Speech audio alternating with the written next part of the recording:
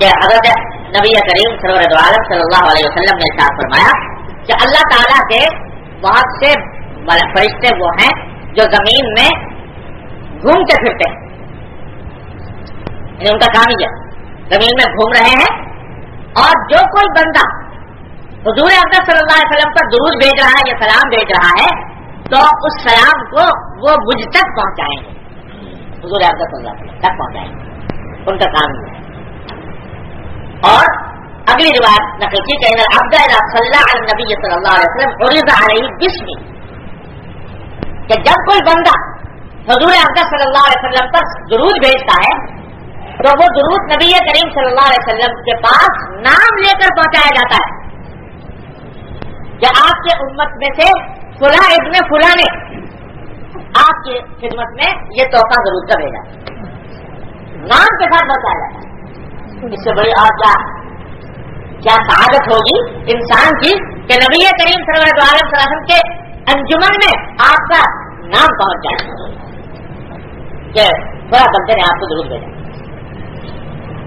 اور ایک حدیث میں آتا ہے کہ جب کوئی میرا امتی دور سے مجھ پر ضرور بھیجتا ہے تو فرشتوں کے ذریعے مجھ تک پہنچایا جاتا ہے، اور جو میرے پاس آ کر یعنی میرے قبر پر آ کر مجھے سلام کرتا ہے الصلاۃ والسلام علیک یا رسول اللہ، تو وہ میں اس کو خود سنتا ہوں اور اس کا جواب بھی دیتا ہوں۔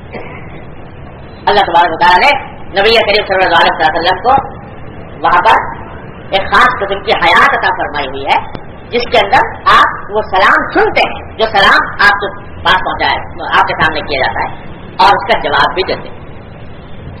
تو اس واسطے وہاں جا کر اگر آدمی سلام کرے تو کہے الصلاۃ والسلام علیک یا رسول اللہ، اور دور سے کرے تو درود بھیجے اللہم صلی علی محمد وعلی آل محمد کما صلیت علی ابراہیم وعلی آل ابراہیم۔ دونوں صورتوں میں پہنچ رہے ہیں یہ تحفے نبی کریم صلی اللہ علیہ وسلم کے۔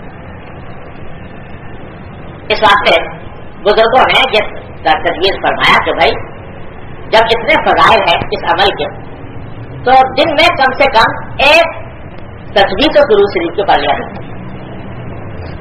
ایک تصویر درود شریف کے پڑھ لو، فجر کے بعد پڑھ لو، عصر کے بعد پڑھ لو، عشاء کے بعد پڑھ لو، ایک تصویر پڑھ لو، یعنی 100 مرتبہ نبی کریم صلی اللہ علیہ وسلم کی خدمت میں درود شریف روزانہ بھیج دو۔ تو 100 کے معنی کیا ہوئے کہ 1000 رحمتیں اللہ تبارک و تعالیٰ کی تمہارے طرف متوجہ ہو گئی، اور بعض روایت میں آتا ہے اللہ تعالیٰ اس کے برکت سے تمہاری حاجتیں پوری فرماتے ہیں، حاجتیں بھی دنیا کی بھی پوری ہوتی ہیں اس کے ذریعے۔ اب مجھے یاد آیا میرے شیخ حضرت ڈاکٹر صاحب صلی اللہ علیہ وسلم کی بات، عجیب عجیب باتیں حضرت فرمایا کرتے تھے۔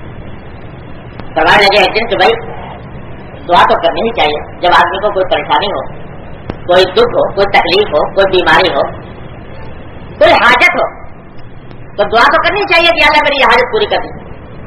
لیکن ایک طریقہ ایسا بتاتا ہوں اس حاجت کو پوری کروانے کا کہ انشاءاللہ امید ہے کہ اللہ تبارک و تعالیٰ اس کی برکت سے ضروری پوری فرمائے۔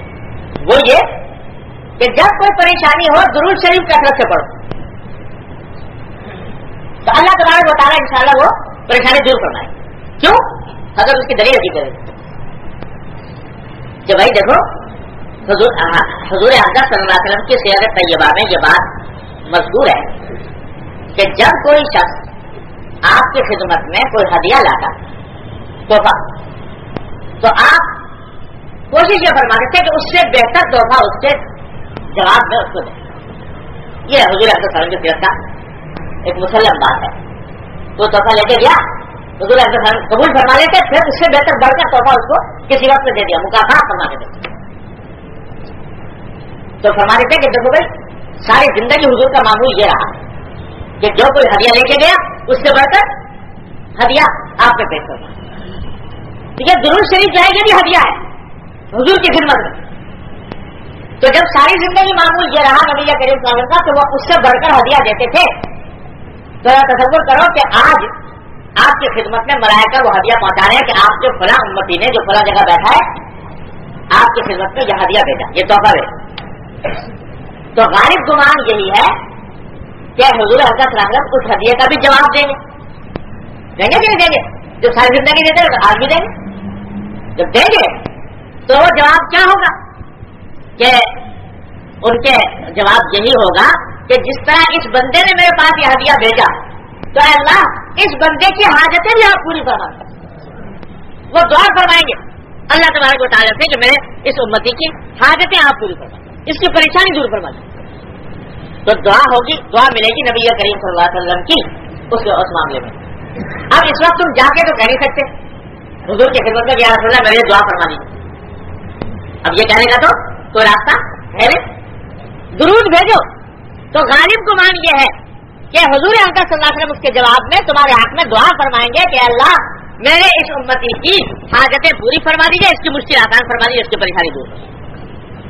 تو درود شریف پڑھنے میں یہ بھی وہی عظیم فائدہ ہے.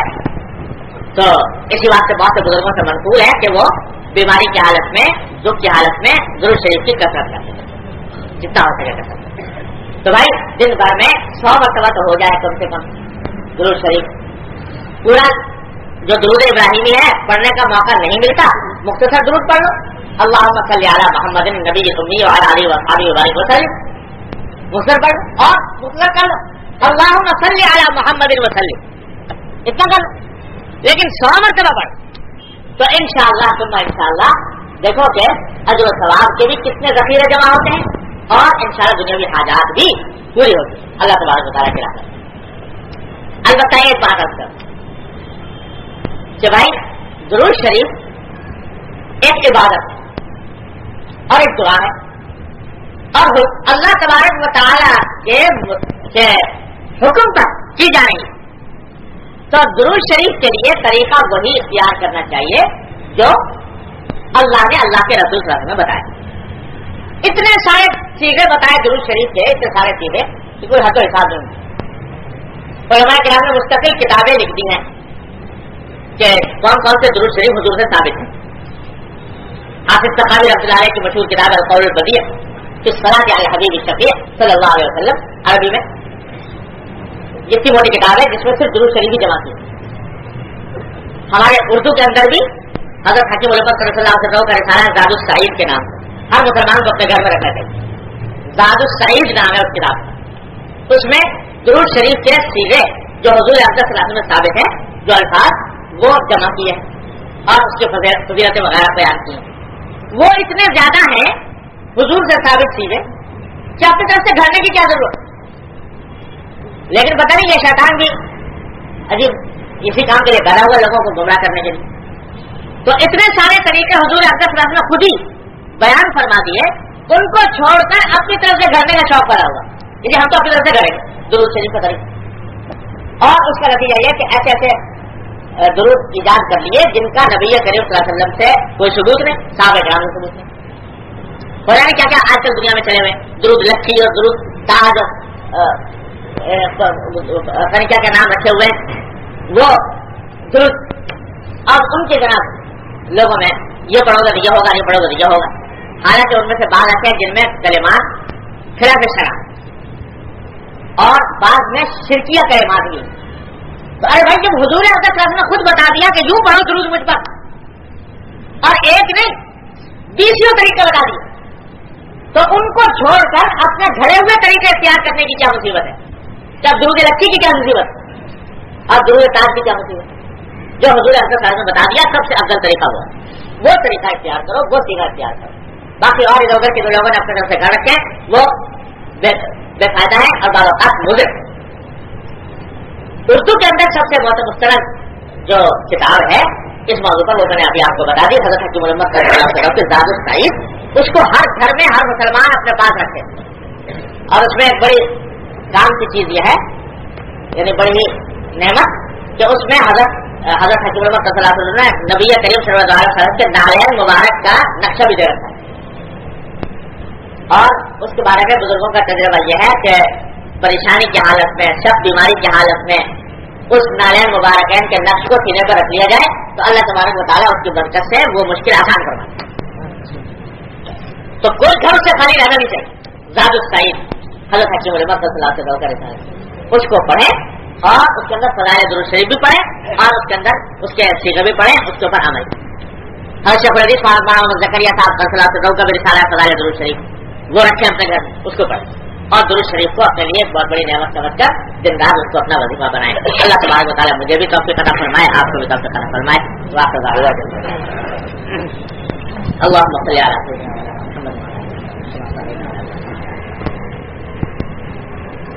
ربنا ظلمنا انفسنا وان لم تغفر لنا وترحمنا لنكونن من الخاسرين ربنا آتنا في الدنيا حسنة وفي الآخرة حسنة وقنا عذاب النار یا ارحم الراحمین اپنے فضل و کرم اپنے رحمت سے ہمارے تمام گناہوں کو معاف فرما، یا اللہ ہمارے اعمال و اخلاق کو اصلاح فرما، یا اللہ ہمیں سیدھے راستے پر چلنے کی توفیق عطا فرما، یا اللہ ہمیں اتباع سنت کی توفیق عطا فرما، یا اللہ اپنے رحمت سے اتباع سنت کی توفیق عطا فرما۔